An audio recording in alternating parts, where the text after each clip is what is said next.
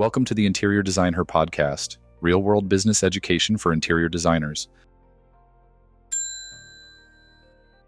In today's podcast, we're speaking with Jamie Van Cuyk, the owner and lead consultant of Growing Your Team, about how hiring can make or break any residential interior design business.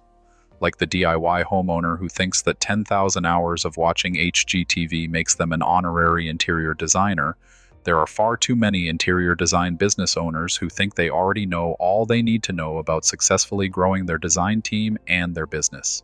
In today's podcast, Jamie patiently and in depth answered my massive list of questions about how interior designers can transform their businesses by hiring, outsourcing, and automating.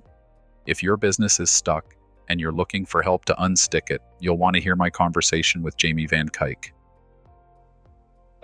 Jamie, what sparked your entry into this business? How did you become who you are today? Yeah, so it was kind of a very long, winding journey. So I'll give you the shortened version. So when I was in corporate, I was a manager in the internal operations department for an international marketing company.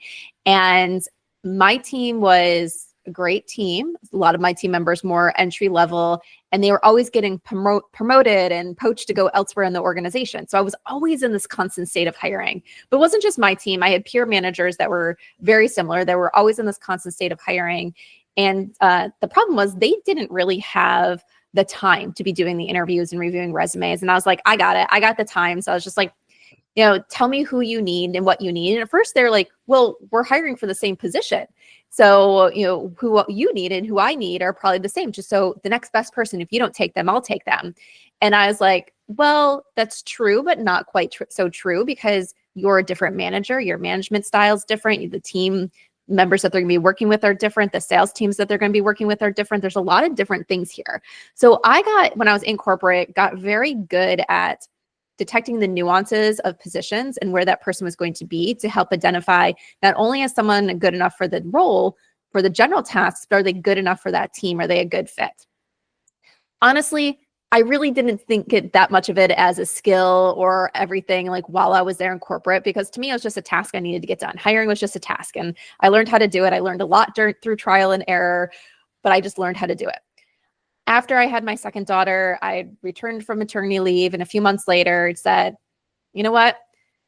I'm done with corporate. I've always wanted to run my own business. I was having a hard time finding a daycare that I really trusted for my daughter. So I was just like, I'm going to quit my job and I'm going to start the business my husband and I had always talked about, which was a software development business. I lasted 6 months doing that and realized I hated it. So I was like, what can I do that I'm actually going to enjoy doing? I want to run my own business, but I want to enjoy running my own business. And it took a lot of talking with people and meeting people and figuring out what their problems were and everything to really connect the dots for me, when I realized that I wanted to do some sort of consulting where I was helping people build their leadership skills. And an area where people really needed help in the small business space, because I live in a community that's full of small businesses, was around hiring. People really didn't know how to hire. And I was listening to people say, it took me 8 years to get good hires for my business, or I had to go through kiss so many frogs to finally get that good hire. And I was just like, it doesn't need to be that way. So I started giving them tips. And then I realized that when it came to small business hiring, so we're talking about very small businesses, fewer than 10 employees, even fewer than 5 employees, no one was really talking to that audience too much, specifically when it came to hiring. The companies out there that wanted to help small businesses with hiring, they define small businesses as 50 plus employees, which yes, is still a small business, but it's different than a business with 2 employees. And so I was like, all right, I have all this knowledge. I love educating and teaching people. People need to learn this. Let's do something about it. And that's kind of where Growing Your Team came from. And so when that started, who were your not specifics, but what groups, what different kinds of businesses did you start with? Who were your first clients? So some of my first clients, I worked with a company that ran photo booths for weddings and big events, interior design companies, a law firm. It was just a lot of different businesses in my community and beyond that I was meeting. One of the things I noticed about a lot of the businesses that I was working with is I would say they were more creative businesses. And what I mean by that is they were businesses that weren't necessarily following the rules. It's not like even the law firm, they weren't like, this is how a typical law firm runs. They were in that process of, I want to start a business that works for me and I get to make the rules up in my business. Like I don't have to do what everybody else was doing. So they were very much businesses that were creating their own path, following their passions. That's cool. Okay, so let's focus in on interior designers. Pardon me, specifically. Are there typical mistakes that you see interior designers making? Yes. When it comes to hiring? Yes. So one of the things I think that I see interior designers do a lot when it comes to hiring, especially with the very early hires, is people that start interior design businesses start it because they have a passion for interior design. They like that part of doing the business. But then there's all these other things that come along with actually having to run a business. So you don't get to just be in your area of passion. You're wearing all these other hats. So now they need help. And they need help on their client projects, and they need help on all the business administration things. And they want to hire someone that's really just like a jack of all trades who can help here and there and everywhere within their business. And a lot of times that doesn't work because they also want someone that's really good at the interior design skills that they need. And the people that are really good at the interior design skills don't want to be doing the office admin. And they don't want to be doing those other tasks that make the business run. So they struggle a lot finding the right people for their positions because they're trying to put too much or too many different skills into one position instead of just hiring what I like to call is micro positions. So hiring someone that just for what you need, and if it's not a full-time job, that's fine. Hire for the few hours for what you need, and then hire a different position, maybe do the office admin stuff for a few hours for what you need, instead of trying to do these jack of all trades jobs. So now we've looked at mistakes that designers do make across the board. Can you give me a story, perhaps a success story of how the right hire helped transform a design business? Yes. Yeah. So thinking back to one of my early clients in the industry, they were definitely at a point where they were overwhelmed with the client work and running the business. They did have someone that was running all of their accounting work. They had someone that was doing some of the basic admin work, but they really needed someone to come in and really help with some of the interior design tasks. Some of the more basic, I would say not entry level, but some of more junior designer. And one of the things that ended up happening when they brought in this person was they were able to elevate to more of that senior sought after designer that they wanted to be, while still allowing their business to take on smaller projects.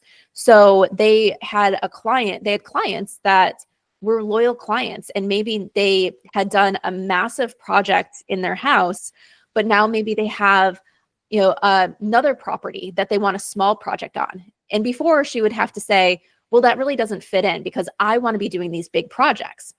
But now that she had this other team member, this more junior team member, she could give her junior team member those smaller projects, keep that person in her network. So she was continuing to get their referrals, and she was continuing to get maybe those bigger projects. Maybe in their vacation rental, they're starting with a bathroom upgrade, but in a few years, they're going to redo the entire thing. So she was able to keep clients in her ecosystem there by bringing in other people, and she didn't have to spend the time doing that. So then she was able to go and give her time and attention on those bigger projects and those bigger clients that really required her level of talent.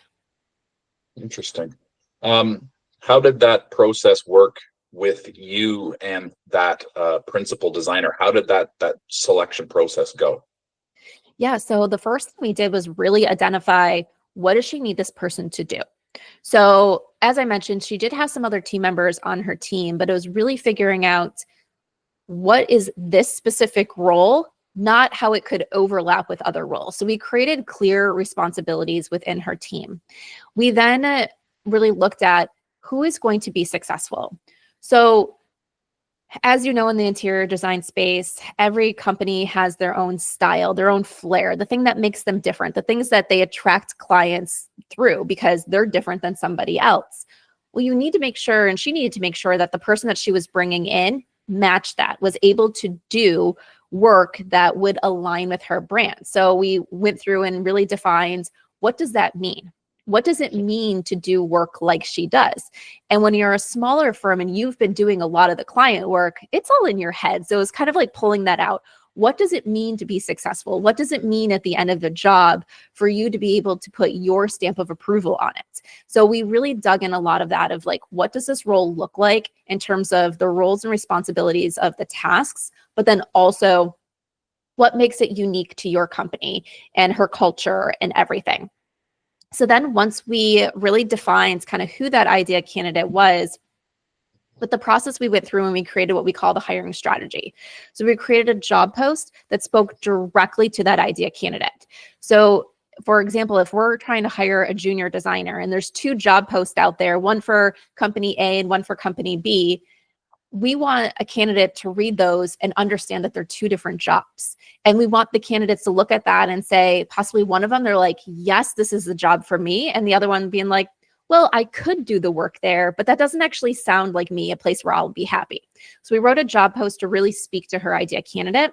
And then we created a list of questions for the interviews. I always suggest at least 2 interviews, and every question should tie back to that idea candidate. And so we really went through and created questions to say, we're asking this question and then telling her and giving her the tools for, why are we asking this question? What are we trying to uncover? So that way it wasn't just ooh, that answer sounds good, but oh, that answer actually aligns with what I'm looking for and what I need out of this person. So we guided her through that interview process. For this one, she did the interviews on her own. We didn't do them for her. We do sometimes do full service recruiting where we'll do the first round interviews, but she did the interviews on her own. And then we just helped her sort through the candidates to say, okay, as we talked about before we started recording, sometimes it's your gut tells you something. So sometimes we'll play devil's advocate when it comes to that. It's like, if your gut's telling you that, prove it to me. Why is your gut telling you that? And having those conversations of, okay, yes, this person really is a good fit, or no, you're right, that person's not a good fit. We should pass. So it seems to me that there's a real education process that goes on between you and your client, the designer. Would that be accurate? Yes, that is one of our goals is, when someone works with us, not only for them to get that idea candidate and get that good person on their team, but for them to gain confidence about how to navigate the hiring process. So a lot of times our clients, they're just very uncertain when they come to us. They've had hiring challenges in the past. They might have gone through a series of bad hires and they're just trying to figure out what to do to get it right. So we educate them a lot through the process to help them understand why we're doing everything we do in the process and how they can be successful. One of my first interior design clients, we are in a business group together and she comes back to me all the time. I think it was about 5 years ago that we worked together. So she's hired a few team members since then. And she still says, every time I have to hire, I go back to the notes that I took during our sessions. I go back to that hiring strategy that you created and I use that to guide me to my next hire. And she's like, it's worked every time. But she says it was that knowledge. It was that knowledge sharing that made her go from hiring just feeling overwhelming to hiring feeling like it's a breeze. Yeah. And especially for small businesses, and that's residential interior design across the board, small businesses, like a ridiculous number, like 85% of residential firms have 5 or fewer employees. So anytime you bring somebody on, it's a massive deal, right? It's going to change your culture like drastically. So, okay. So if we had, and I realized that we're all special snowflakes and our design firms are all a little bit different and unique, but in terms of running a business, so say I'm a solo designer, is there a correct first hire to make? Like you could say possibly, hire an accountant or a bookkeeper, or do we need a lawyer? What do we need before we even get to, or maybe a junior designer is the first person? What do you think? Yeah, so that's a great question. So I think in business, I'm going to go with the answer that you get the most is it depends. But I'm going to tell you a few things of what it depends on. One is you have to think about your goals. What are you trying to achieve? And there are some people that says, well, I'm trying to achieve growth. And there's other people that are saying, well, I'm just trying to achieve it so I don't have to work 70 hours a week, that I can be on top of my client deadlines without stressing myself out. So you have to think about like, what are your goals when it comes to your business? And then, because we want to think about how can hiring someone support these goals?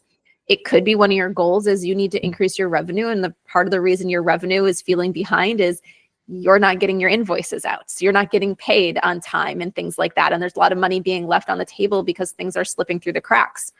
So depending on what your goals are is really going to help you really define who you need on your team.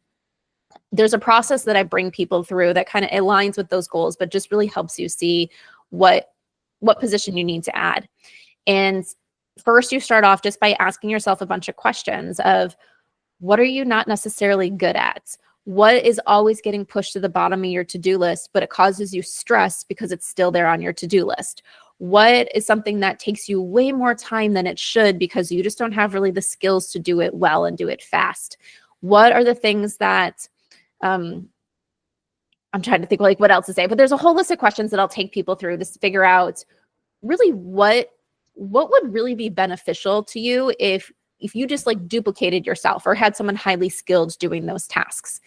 Then after we create that list, we want to prioritize. So I say, go back through that list that you created. And for everything on that list, I want you to ask yourself the question is, how would it impact yourself, your business, your clients, or anything if you had somebody else doing that work? And someone who's highly skilled and going to do it right. So don't get into the mindset of no one else can do it like me. We're saying this person can do it perfectly. It can do it on time, no issues. You just hand it off to someone who's going to do it fantastic.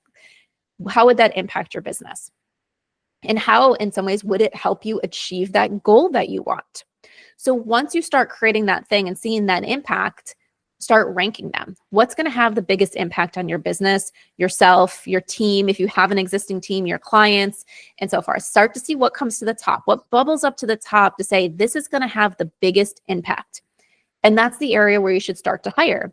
So it might be that you're recognizing that everything that bubbles to the top of that list involves billing and invoicing and keeping track of your expenses. Well, then maybe in that case, you need someone doing bookkeeping, whether that is an internal team member or whether that is hiring a bookkeeping services.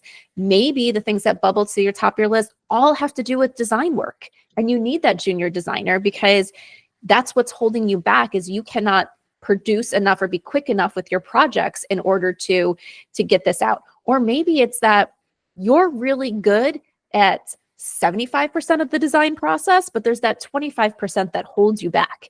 And you need someone that specializes in that. So that way you're not spending 8 hours to do something that someone else can do in 2 hours because it's their specialty where you struggle through it.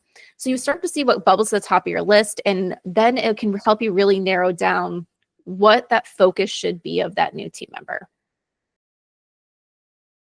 Okay. So, I mean, it seems to me that we come back to that fact that the principal designer or the culture of the business as a whole really does play a large part in who to hire, when to hire. I'm also wondering the difference between certain positions. Is it totally always fine to outsource? When do you bring people in-house? And then also part-time versus full-time. It seems like there's so many details. I realize I'm asking you a gazillion questions in one. Sorry. Yes, no, like that is great. And I was like, I'm so glad that you went there with this because one of the things that I've learned over the years that holds people back from hiring is they come from the mindset, a lot of people is everybody wants full-time employment jobs. So if I'm going to hire, I need to be able to afford to hire someone for 40 hours a week, and it needs to be all the time, and it needs to be an employee. And then they start calculating these costs in their mind, and they're like, I can't afford that. I can't afford that. So I guess I need to keep going myself or keep going with the team that I have. And so the one thing that I always want to say is no position needs to be full-time. unless your company needs someone full-time in that role and can support someone full-time in that role. So part-time jobs are great. And there's a huge slew of talented workers that want part-time jobs. I was working with an interior design client of mine, and they said, okay, I can afford a full-time worker. I want a full-time worker, and I want them to be highly skilled in this and that. And I was like, well, we can try it.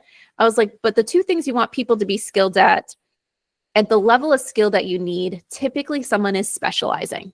So they're not going to do A and B. They're going to be focused on either A or B, but we might find someone, so we'll try it. But I told her from the beginning, I was just like, we might need to split these into 2 part-time roles.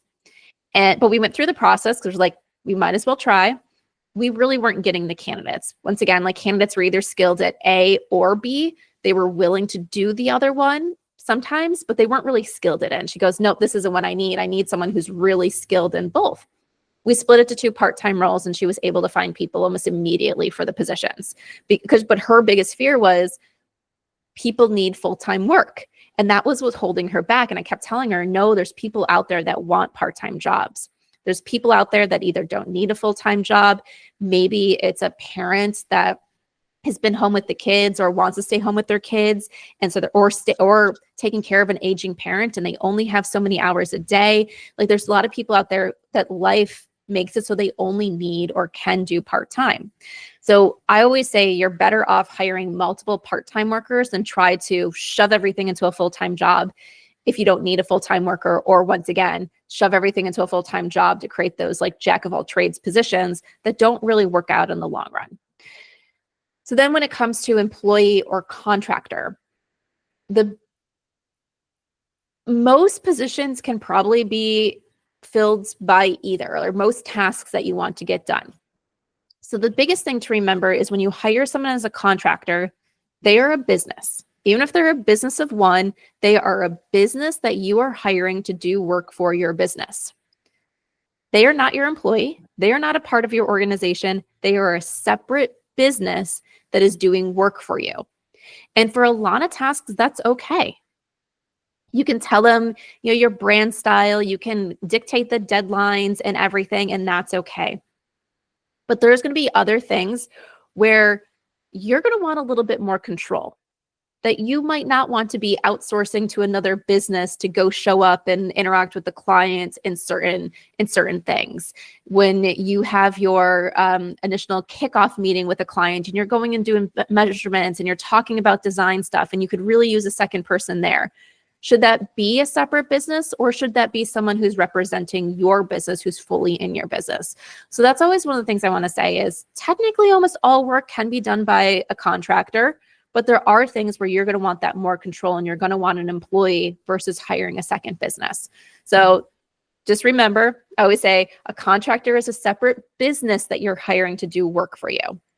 You set the expectations, you set the deadlines, they do their work, they come back. An employee is then someone who is a part of your organization. So you have a little bit more control of the process. Typically, if you want someone to be in office with you, you're most likely going to be on the employee side versus the contractor side. So it just depends on what level of control you want and how you want to work. There will be times where it doesn't make sense for you to have an employee because you need someone that's highly specialized in something, but you only need that work done maybe once a month or once every other month.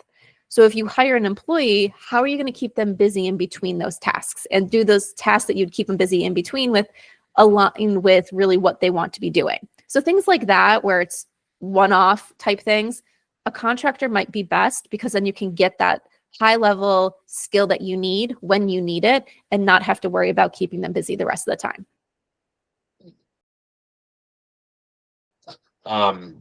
The topic you brought up of a designer going to a site meeting and wanting someone there to either to bounce ideas off or even just to take notes. I was at an interior design event last night and was speaking with 2 designers, and one of them brought up that exact point. She said she's been trying to hire somebody to look after the back of the house kind of stuff, and that the person she had And the person's worked with her for 4 years now. But during COVID, when they went virtual, right, she was able to do all of those back of the house kind of things. And that was fine. But she wanted to expand the role and have this person come with her on site meetings to take notes, to take pictures, to take measurements. And the employee said, well, I don't want to do that. I really like working from home. And there was no give there. And she's like, but this is what I need. And it's so, I mean, I said, light bulb went off in my head, and I said, okay, well, I'll tell you what I'm doing tomorrow. And I said, I'm interviewing you tomorrow. And I said, it'll be out in like a month time or something like that. But I said, you're going to have to listen to this, because I bet Jamie's going to have an answer. And you brought the whole thing up. So Yeah. if you were to speak to that designer, what would you suggest? And feel free to ask me questions. Hopefully I can stand in for her. Yes. So the first thing I will say is, remember that your business is a business. I love working with businesses that are people focused, that really care about their team members, that are going to pay well and really say, we want to take care of our team members.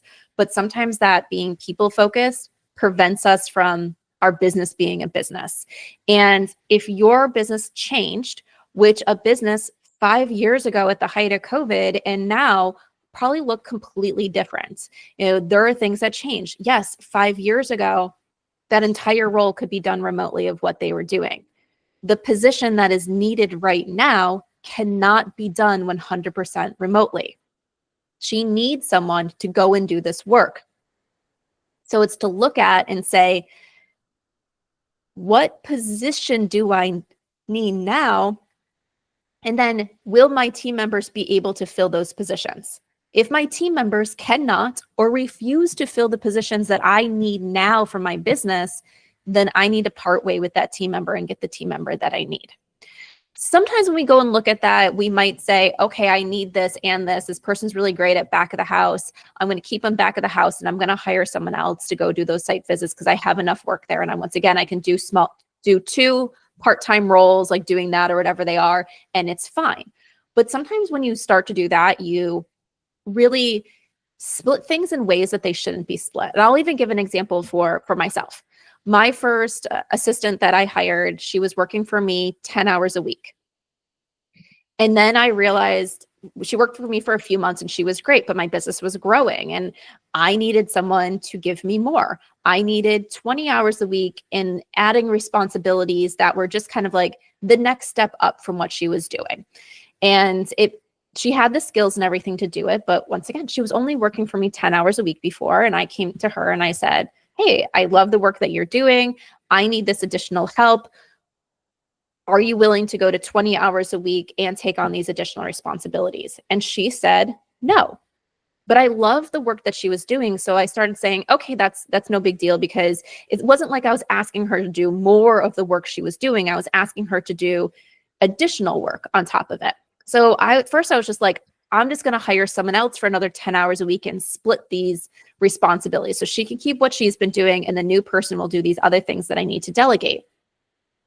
As I was going and creating that position, I was also thinking about, well, what are handoffs going to look like inside my organization?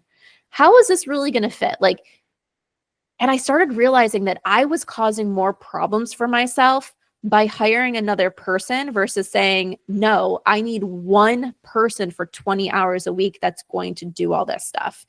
And so I had to go back to that team member and say, this is what my business needs. If you're not willing to step into this role and adjust with the business, then we're going to have to part ways, which ended up working out perfectly fine because that team member came back to me at the same time. She was working a full-time job as well. Her full-time job was in the industry that really slowed down and everything during COVID. So she was bored a lot. And she ended up getting a new position where she's like, I'm not going to have all the extra time to even do a 10-hour a week job. So she's like, she goes, so I'm going to have to leave. So it ended up working out really well that I didn't have to fire her. It was kind of that mutual decision as she was moving on, as I needed to move on from her. But I realized that I was actually doing a disservice for my business by trying to keep a team member that was no longer fitting with my business. So sometimes we do need to let go of good team members because our business no longer has a place for them. Okay. That leads perfectly into my next question. I don't know how we're doing this, but that idea of doing a disservice to your business or doing a service to your business, how does hiring the right people, creating the right team impact the satisfaction of a designer's clients, which will then mushroom into making the business bigger and better? Yes. So I would say the first thing when it comes to, there's two things I'll touch here. So the first one is the satisfaction of your clients. You can serve more clients. Plain and simple. You have a bigger team. You have people helping you behind the scenes or helping you with your clients directly. You can take on more work as a business. Your capacity increases. And one of the reasons why this really impacts your clients positively is you don't have to tell them no. You don't have to tell them, yes, I would love to take on that project, but we can't start for 4 weeks when they're like, oh my gosh, I'm so excited about this project. I want to start today.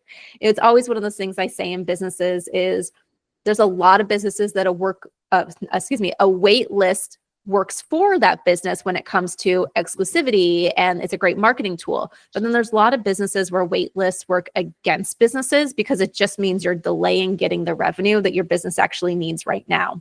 So by hiring, you can take on more of those projects, which keeps your clients happy, which means that they're going to continue to come to you versus saying, all right, well, no, based on my timeline, I would really like to start this project sooner than later because I have this thing that's happening at my house. So if you can't do it by then, have the project finished by then, I'm going to have to go with someone else. So you're able to grow your business that way and keep your clients happy by being able to say yes more often. And saying yes, I mean, when it's appropriate, not being like the people that's like, I'm going to say yes and then be drowning in the background. The other thing is the customer satisfaction. When it comes to customer service levels, as you become overwhelmed, your customer service levels just naturally go down. You're not able to respond to emails or phone calls as quickly. You're not able to schedule site visits or get there out as quickly because your time's being split in a million different directions. And it wasn't before, because before you had less work on your plate. When customers start to feel that you don't care about them, they're not going to continue. They're not going to come back for that next project. They're not going to refer you. If there is a way where they feel like they can get out of the project that they're doing with you, they might even do that because they might say, wow, how am I supposed to trust anything that you're doing when you're not even able to respond to my emails in a timely manner? Or that I have to follow up 3 times to get the thing that you promised that you would deliver me last Tuesday. So your customer service levels start to go down when you're overworked. So getting more team members and having the right people on your team allows you to keep those customer service levels high.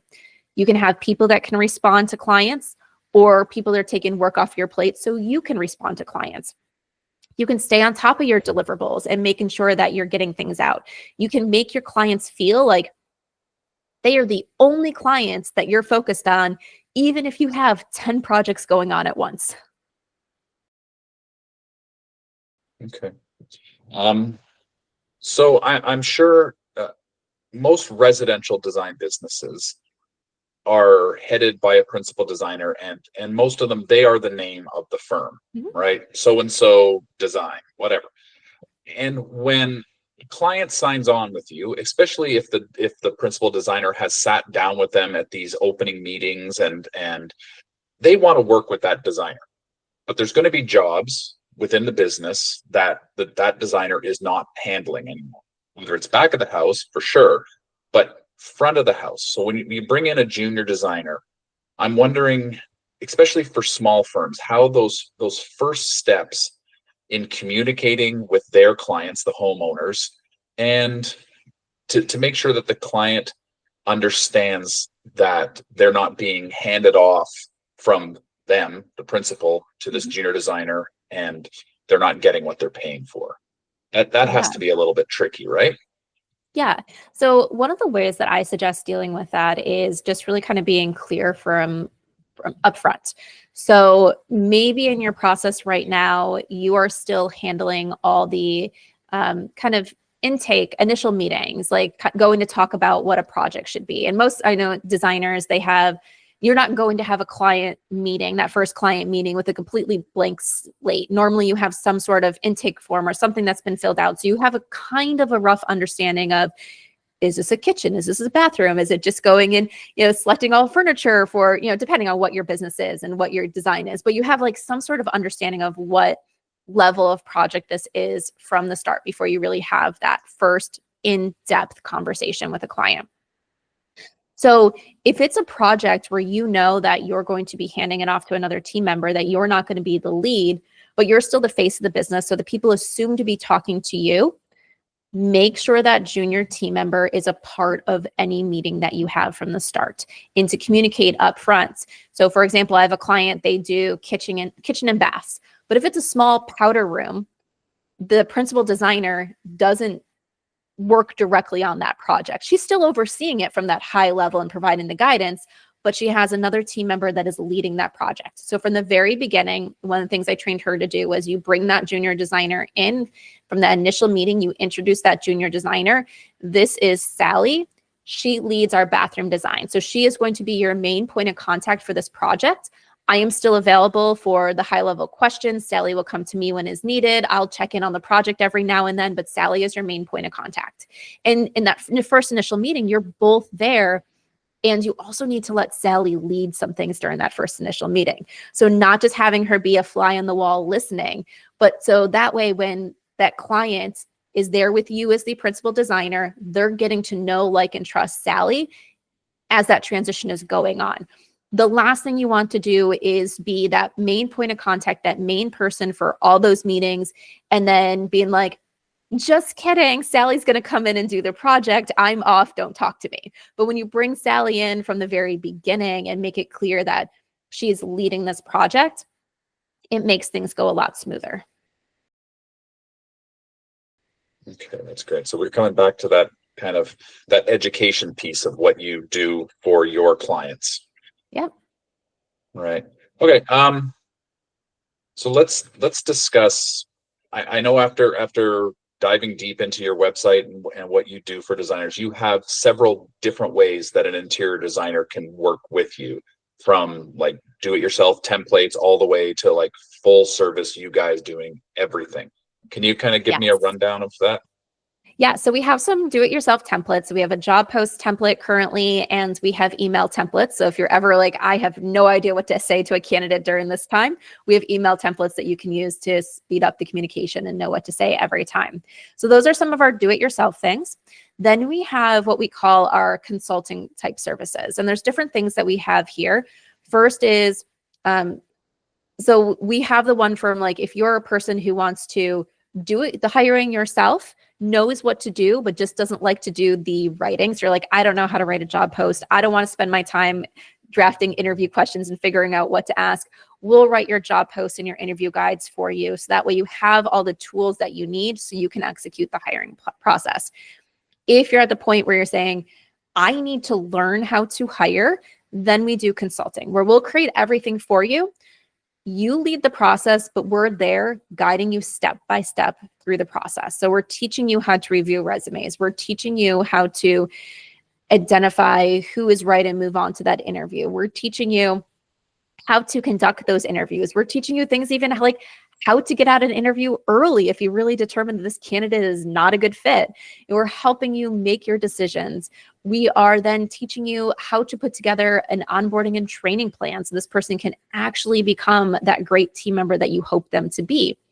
And we're really guiding you every step of the way and answering all your questions.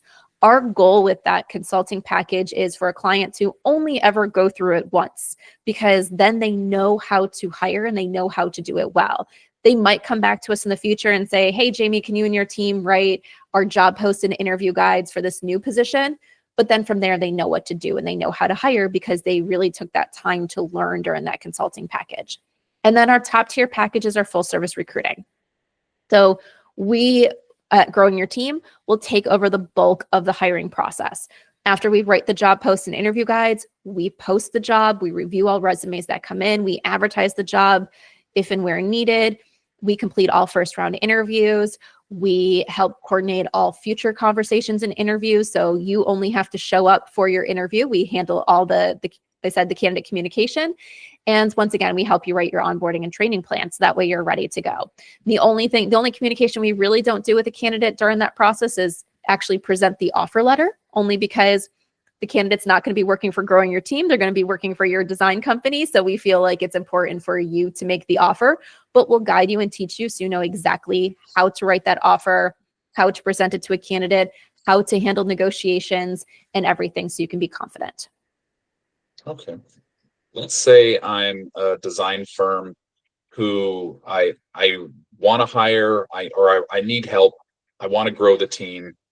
And I like what I heard from you on this amazing podcast.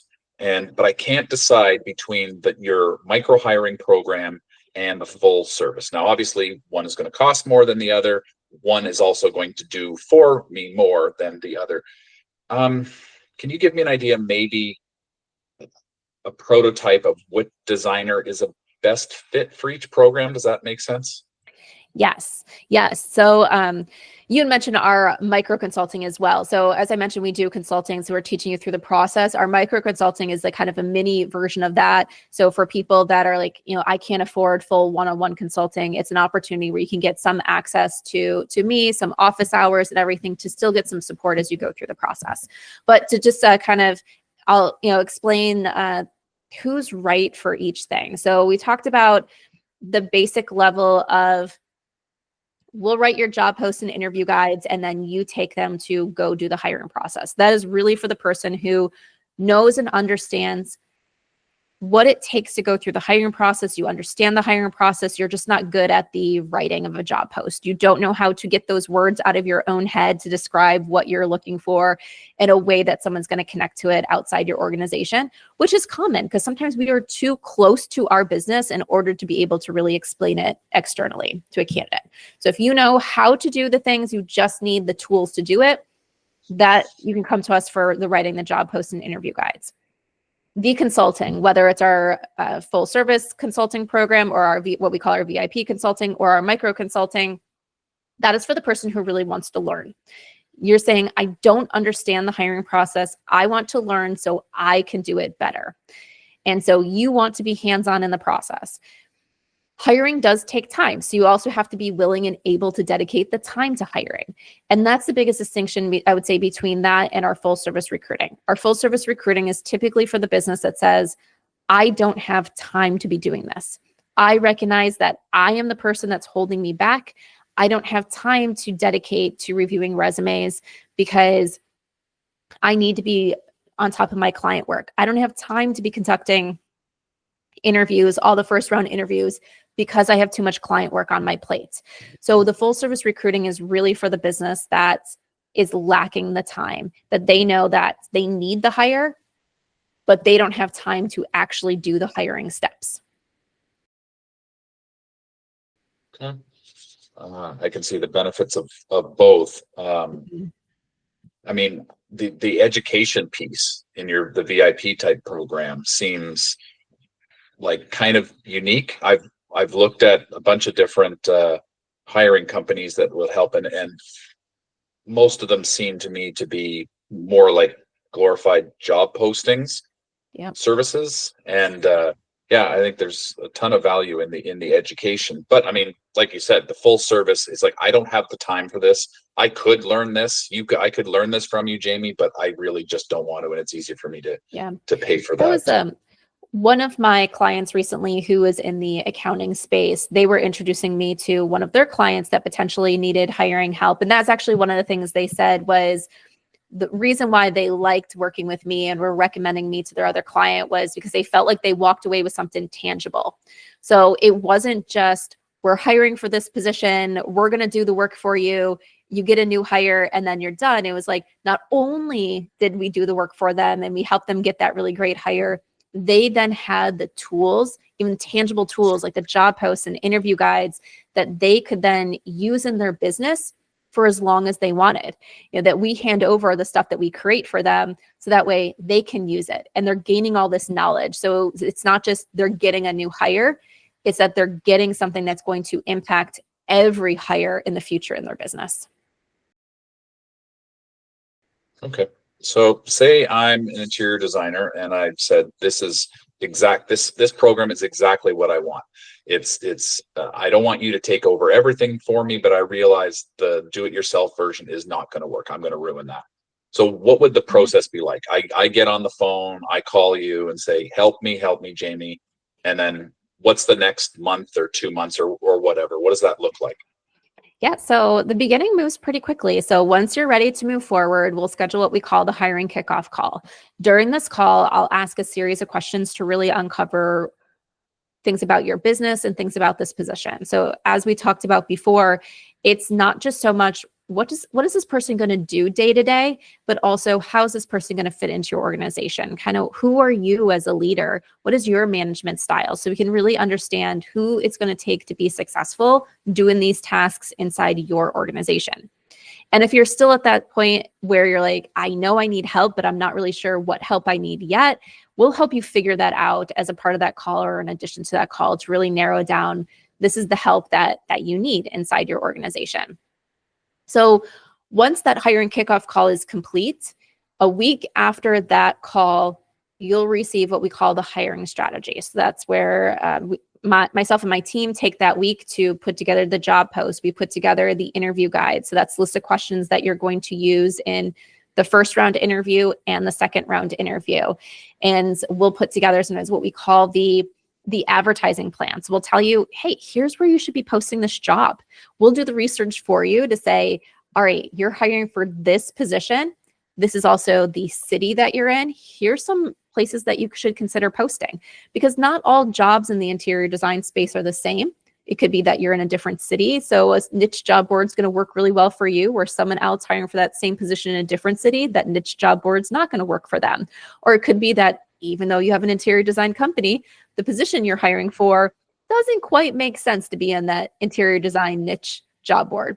So we'll tell you where to post, free places, pay to play places, and everything to find the person that you're looking for. So that is the person for that job. So all those advertising plans, as we call them, are different from position to position, because it really matters on who you're trying to hire and what position you're trying to fill.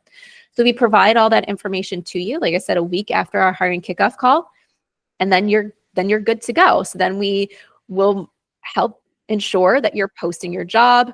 We'll help ensure that you are going through the process of actually reviewing the resumes, and we'll have calls throughout the process to make sure and hold you accountable, make sure you're doing the work and hold you accountable as you're going through everything. The time it takes to hire will always depend when you're doing it yourself. Like I said, the biggest factor is how much time you have to dedicate.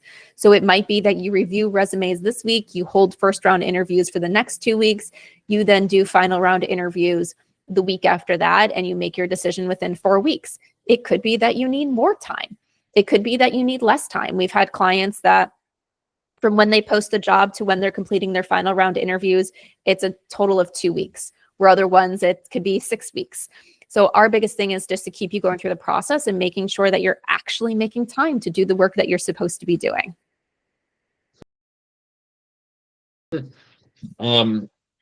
I know that as a residential firm grows, the principal designer is supposed to let go of certain tasks, but it's hard. I mean, I've run businesses where, for a year or so, I was all the business. I did every little thing. And I found there were certain tasks that when I needed to bring somebody in that I didn't want to let go, and I thought maybe it was because I thought I could do it better than everybody else. I'm wondering if that is something you see with designers, that they kind of get in their own way, and if there's other mistakes that the designers are making along the way that are messing up their plans for hiring and growing the business. Yes. Okay. I think you bring up a great point. So with it is, we all have this fear of delegating in our own business. It comes out in different ways, but the truth is we built this business and it is our baby. We understand what it means when someone makes a mistake. Our employee makes a mistake and it costs the company $400. Okay. Most places you can't dock their pay. You can't do anything. Like, if it's just a little mistake in a huge project, okay, no big deal. But that money has to come from somewhere. Where's that going to come from? And all these things. If you're paying someone, does that mean your pay changes or all these things? So it's like this is your baby. This is your name out there, especially as we talked about, the principal designer is typically the name of the company. Like it is your company. You are the face, and it's scary to hand that over to someone else. And so typically that means we resist delegating what we should. I have noticed in a lot of businesses, and I just talked about this recently at a conference, is sometimes we're really good at letting go of the back end work. We're really good at letting go of the things maybe our clients don't see the work getting done. They don't know who's doing it. But when it comes to the client-facing work, we resist. And when it comes to delegating decisions, we resist. So we end up being involved in everything. So as we talked about, maybe you have a junior designer that's leading a project, but are they really leading that project, or are you still leading that project as the client doesn't know you're leading that project because you don't trust that junior designer to make any decisions? So it is normal to fear delegating, and it does hold you back, because if you're involved in everything, you can't continue to grow your business. And that's why I just really encourage business owners to look at, as we talked about, that process of figuring out what to delegate, and look at as like, if I want to achieve these goals, what do I need to delegate in my business so I do get out of my own way? If, looking at it as if someone else who was just as qualified as me or more qualified was doing these tasks, what would that do for my business? And as you realize what you need to delegate, then you can start getting out of your own way and trust that you can find the right person and the right people can do the job effectively, and just really learn to let go. This ties back to like one of the other mistakes that I see, which then I think makes people stop and be scared because they might have had things go wrong before. And this is what I always call the forgotten part of hiring, which is your onboarding and training. I consider it part of the hiring process, because if you don't have good onboarding and training, you're just going to have to repeat hiring all over again. There's so many times where we expect someone to come in and be perfect on day one. Never going to happen. We have to onboard and train our team members. We have to have a process set up to get them to go from day one hire to an amazing employee. And a lot of times I'll hear, but I'm hiring an expert. So if I'm hiring an expert, why do I have to put in so much time and effort for training? And the thing is, they've done those roles and responsibilities, but never for you. So you have different processes, you have different expectations, you have different things that are going to make you happy than their old boss. So you need to train them how to use their skills inside your organization. And sometimes we need to train people on things that we knew that they didn't have those skills when we hired them, and we were willing to train them on those skills in order to get everything else that they had to offer. But if we made that decision, we're willing to train them when we hired them, then we need to actually train them, right? So you need to have good onboarding and training plans. And too often I see businesses say, this person's not working out, we're just parting ways. And I'll have to say, but did you train them? What do you mean they're not working out? And they're like, well, they didn't get it. And I was like, but they've been with your organization for a week. What do you mean they don't got it? They don't got it yet. So it's having to understand that training takes time, and training also sometimes means repeating yourself. It's one of those things, is like, no one's perfect the first time. I look at it as training is like teaching a kid to ride a bike. First the training wheels are going to be on, then the training wheels are going to come off, but you're not going to just let the bike go when you take the training wheels off. You're still going to be holding the bike for your kid. And then you're going to be letting go, but you're still running alongside them. So if they start to wobble, you can catch them. And then finally you let them go by themselves, and you don't have to run after them because they got it. And so training is the same. You need to start with the training wheels and then work their way up to them being able to go and do it without you. Or do you find designers are surprised by that? That like they're like, what? I have to do that? I think they're surprised because just face it, when we go to hire, it's because we're really typically lacking time in our business. Occasionally we're hiring because we're like, okay, I really don't have the knowledge to do this. I need to bring in an expert. But typically we're hiring because we lack time. And if we already lack time, where are we going to find the time to train someone? Right. So it's not so much of a surprise of, do I have to do that? Sometimes it's the overwhelming feeling of having to do it. Right. So we come back to that education piece where you passing on that knowledge, that awareness to the designer, at least now makes them aware of what their role in this and what their responsibilities. If they want this employee to turn out to be somebody who can work for them and be successful for their business, that you're going to have to find that time. And Yep. and hopefully, I mean, if Jamie is willing to impart some wisdom to help us make that process Yes. better, that's all the better for us. Yeah.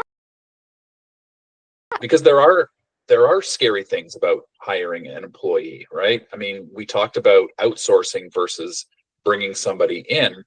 When I outsource my bookkeeping, or obviously, I mean, if there's legal stuff that needs done, you don't bring a lawyer, you don't hire a lawyer into your interior design firm, you outsource it. And there's pros and cons to that. But when you bring an employee in, there's legal ramifications to that. If you decide I'm done with this person and just want to fire them, it's not as easy as saying you're fired, out the door, close the door, and it's done. Are there things designers can do to protect themselves legally during this hiring process? Or am I making a mountain out of a molehill? No, I definitely think there's some things that you can do. Is like, first off, if you have never been educated on the do's and don'ts of hiring, of interviewing, educate yourself. There's a lot of things that you can't ask in the hiring process. And I would say the simplest way to think about it is you're not allowed to ask them anything about their personal life. If it's not about work, don't ask it, because it kind of puts you at a spot where you could uncover information that's in a protected category.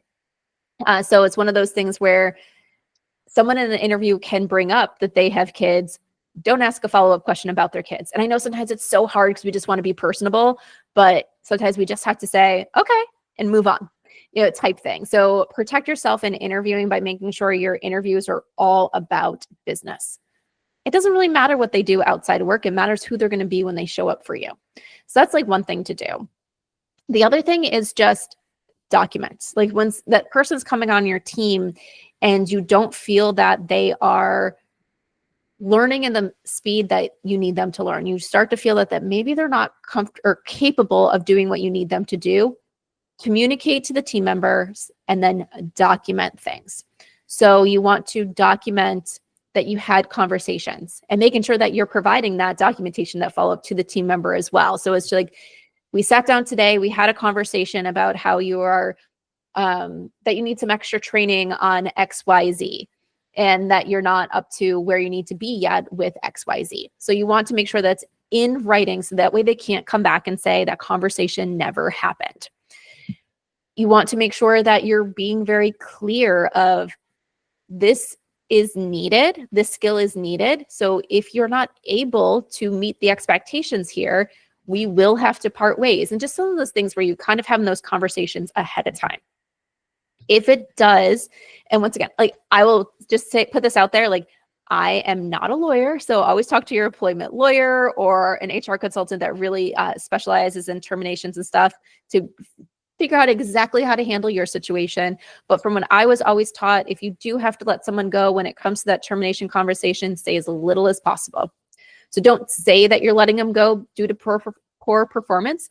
They should probably know that because you've been having conversations along the way about their performance, but just let them know that their services are no longer needed and keep everything else out of it, because anything that you bring up can be brought up in a court case against you. Yeah. All right. Well, that was the unpleasant part of the discussion, but I guess it needed to happen. I know you were asking about onboarding and kind of some tips of like making onboarding easier. So I can give some quick tips there, is because that is like, it is so overwhelming. If you are already lacking time, and let's say you are bringing on a full-time person, you don't have 40 hours the first week to sit with someone. Even if you're bringing in someone 10 hours, you probably don't have 10 hours to sit with someone that first week. You probably don't have 10 hours or 40 hours to sit with them the second week. So what do you do and how do you get this person up to speed? So when we go and create onboarding plans for our clients, we really focus on training and doing. So we'll say training can't happen all at once because you don't have time to sit down and just train them. People also don't absorb enough information for you to sit down and just train and train and train for hours. You're going to have to retrain because they're not going to get everything. So what we say is you train them on like part A of their job, where then they can do something from learning part A of their job. One of the things that I have had a lot of clients do in the interior design space is one of two things for those very first days is one, teach them how to access project files. Then give them an assignment to go and look at past projects.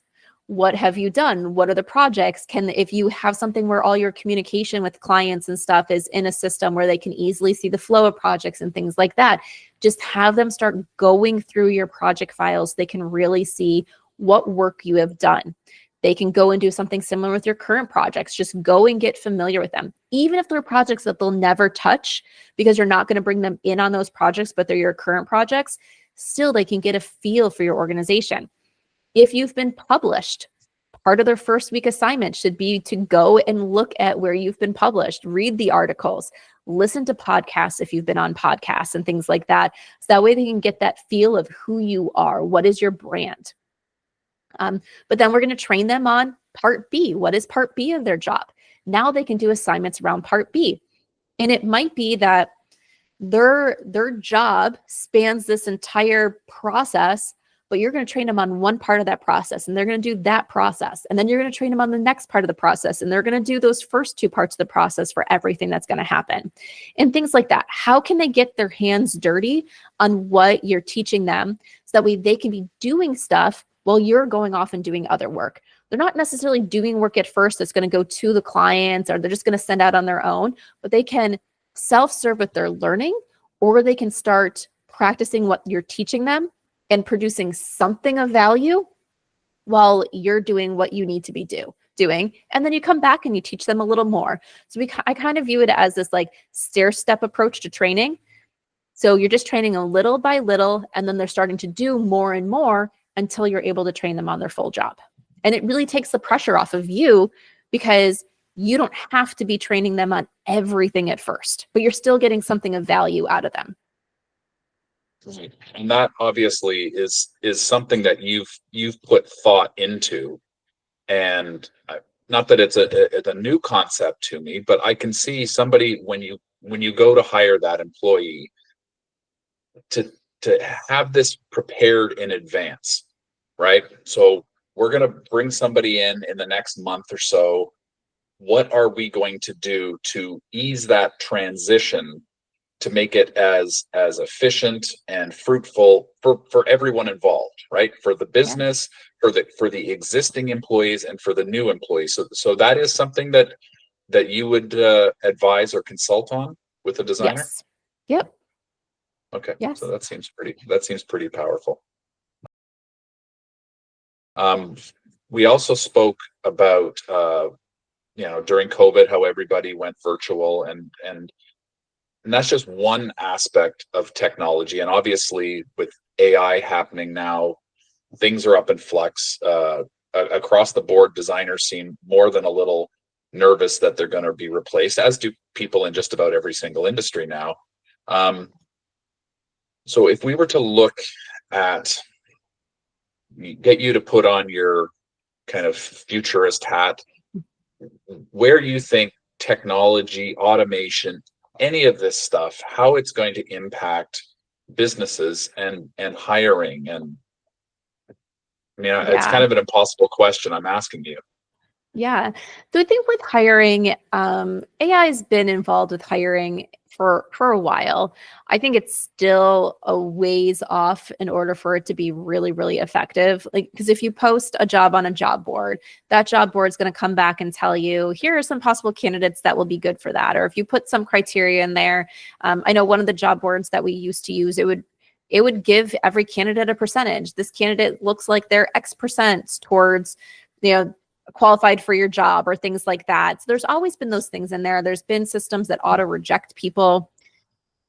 I don't think it's at a place right now where you can fully trust it. There's candidates, sometimes when we post positions on Indeed is one of my favorite places to post, but it'll have your normal candidates and then it'll say, we don't think these candidates are qualified. And there's actually been times where my clients have hired the ones that fall into the, we don't think these people are qualified, just because the system is not smart enough to really detect things. Like they're looking for basic stuff or like basic positions. So especially for small businesses, a lot of times we're creating our own positions and things are a little different. So it's not X equals X. It's like, well, X equals XYZ in our organization.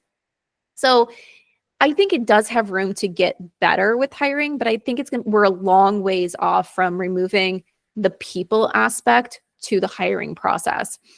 I think for hiring, we might be able to use the tools to help us make decisions faster, but we still have to be involved. I know I don't hear of it as much anymore, but I know for the longest time, there was a lot of push where have your candidates record themselves answering these questions before you ever have an interview with them. And sometimes like there would be AI that would go and evaluate what a candidate said to tell you, okay, they're good or not good. And I just think I've had some clients in the past who've used that process and they're like, we don't get great candidates. And I'm just like, well, of course you don't get great candidates because you're not spending any time with a candidate, but you're asking that candidate to spend all this time on you. So you have a lot of people who decide not to do that part of the process. And so I think people really belong in the hiring process. You're hiring people. You're not hiring tools. You're hiring people. So you really need to be involved in your hiring process. I think tools will get better. The AI tools will get better. But if you want people to really care about your business, you have to show from the beginning that you really care about them. And that's being involved in your hiring process and not just leaving it up to AI. The other thing I think when it comes to jobs is jobs will change as technology changes. If you look at interior design now and the tools and everything that are out there, even just running your business in general. So you think of like marketing tools and accounting tools and all those things. And then you take into consideration the actual interior design tools and systems. They are very different than what was available 30 years ago or even 20 years ago. And then if you go back and what interior design was 40 years ago, there's different tools that are helping to get to the same end result, which is a client space being changed and developed and made into what they're hiring you to do, and and everything. The tools are always going to change in business. Some tools are going to make things easier. Some tools you're going to say, these are not right for me. And our business is going to change, but can we really say, I don't know, that it has eliminated too many jobs so far, like technology and tools in the interior design space? It's just made it different. It's made it so we can do our jobs a little easier. It's making so maybe communication is better, or we can be more accurate with things. And so I think the AI will make things easier and better. I don't think we're at any place soon where it's going to be full like job elimination or things like that, or where you can depend on AI instead of hiring.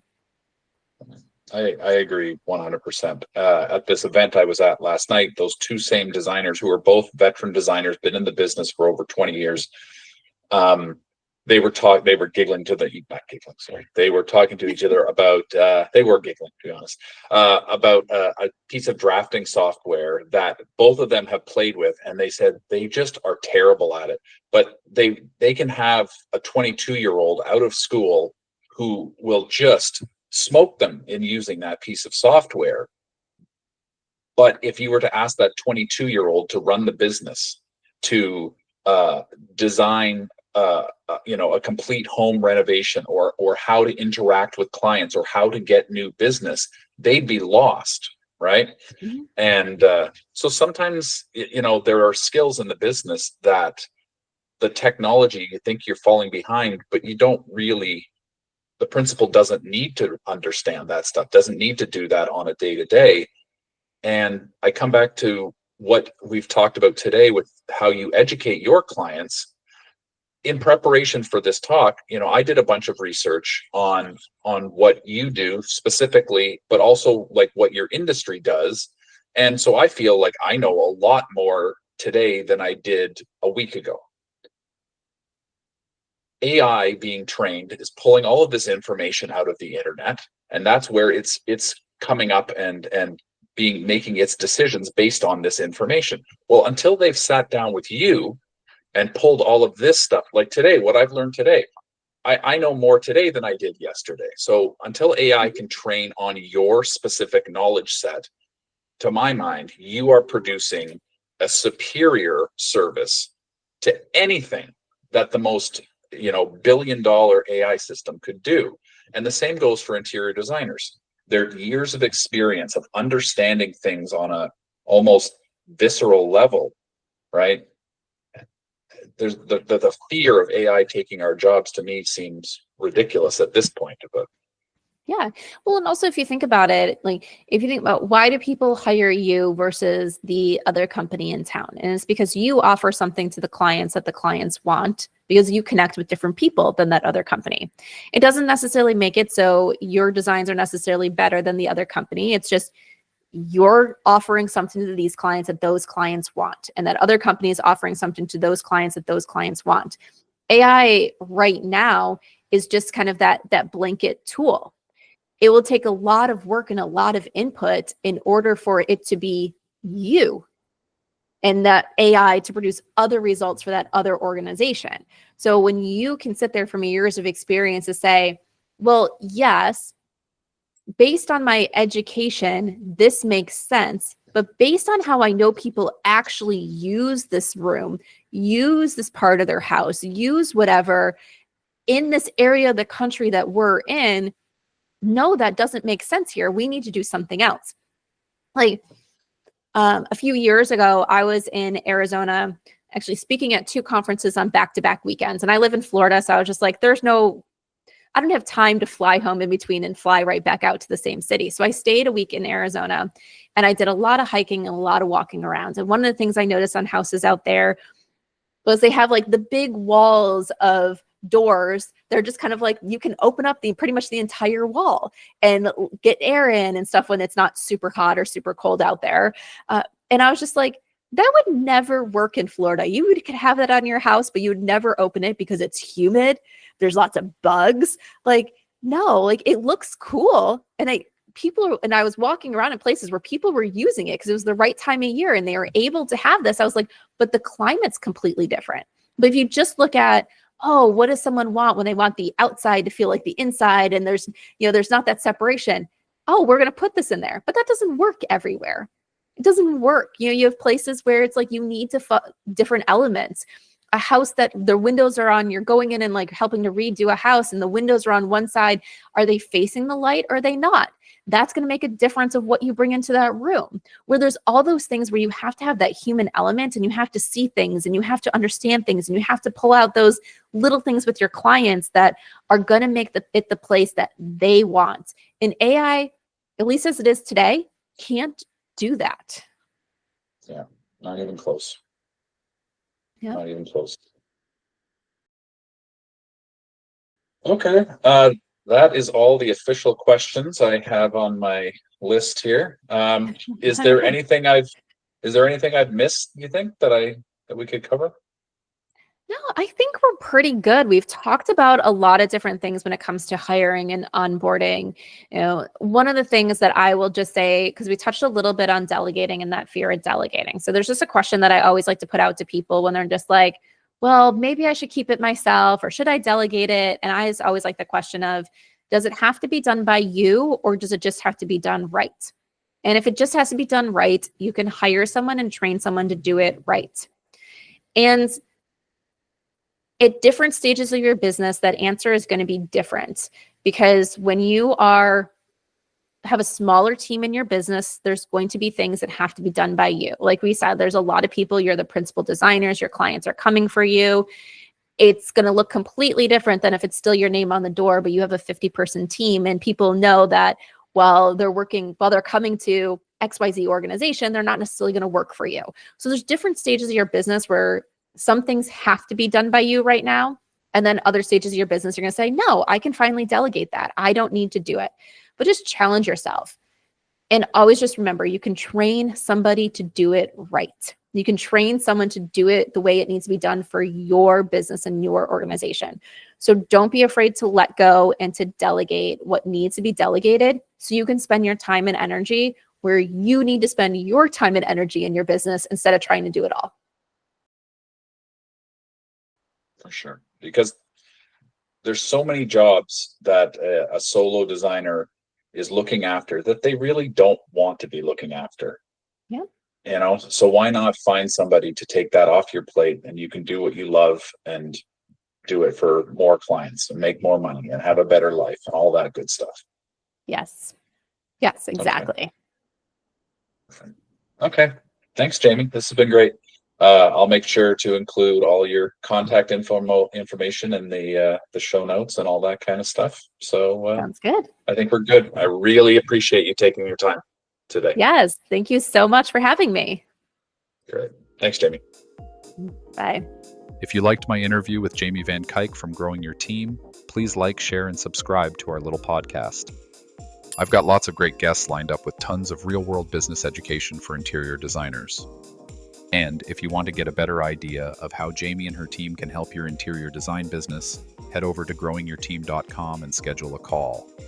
In addition to her consulting packages, full-service recruiting, job posting, and interview guides, Jamie has a bunch of free resources to get you started. To make things simpler, I've also included all of Jamie's contact info in the show notes.